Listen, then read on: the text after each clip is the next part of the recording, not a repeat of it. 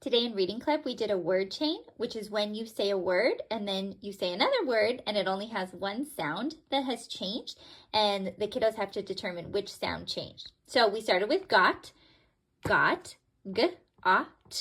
Then they would spell it, g-a-t.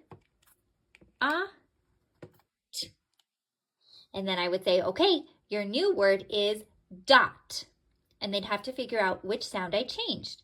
Dot, d-a-t. Is this a d? Nope. So we have to switch it. D-a-t, dot. And then I might say, okay, your new word is dog. Dog, d-a-g. D, that's the same.